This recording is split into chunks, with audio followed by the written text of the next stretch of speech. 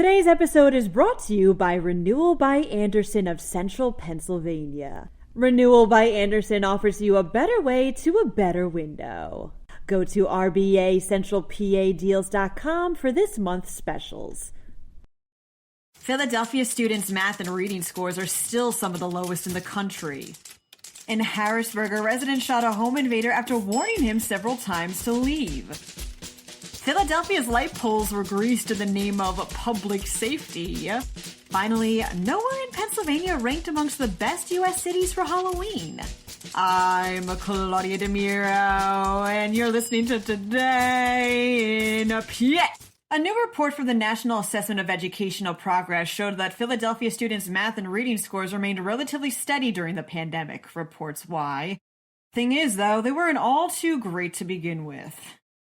Philadelphia students' test scores are still some of the lowest in the U.S., with only 15% of fourth graders being proficient in reading as of 2022, 13% in math.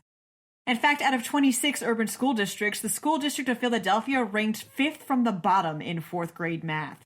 Reading, they were 7th from the bottom. Scores dropped for students in most states and across all demographic groups, with math seeing a more severe drop than reading. On Friday at around 4:45 p.m., Keon J. Washington kicked down the back door of a home in Harrisburg, reports PennLive. The homeowner, who has remained unnamed, approached Washington, giving him fair warning to leave. When Washington didn't, the homeowner, who also legally owned a firearm, shot him. Washington was later found by authorities elsewhere armed with a large butcher knife and taken to a nearby hospital with non-life-threatening injuries. He faces charges of trespassing, attempted burglary, terroristic threats, and reckless endangerment. The Phillies are off to the World Series, states Philly Voice. But before they clinched their spot, Philadelphia officials thought it would be wise in the name of public safety to grease the city's light poles. In the exact words of city spokesman Kevin Lassard, quote, "Light poles are being greased as a preliminary public safety measure." Many took to social media at this news, with one mother tweeting, quote, "What's the best way to launder clothing that has pole grease on it?"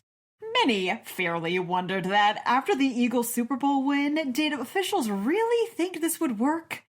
You know, nowhere in Pennsylvania has been ranked amongst the best spots for Halloween, says PennLive. Alas, after WildHub graded the U.S.'s 100 most populated cities on things like crime rate, forecasted Halloween precipitation, and the like, Philadelphia ranked 30th overall. Pittsburgh was ranked 43rd. On the bright side, though, in the specific candy and chocolate stores per capita category, Pittsburgh was 4th overall in the country. The absolute best spot to celebrate Halloween in the whole US of A was New York City. That wraps up today's episode. For even more news, visit PennLive.com. Also, please remember to leave this podcast a rating and to share it around with your family and friends. Thanks ahead of time, and as always, thanks for listening.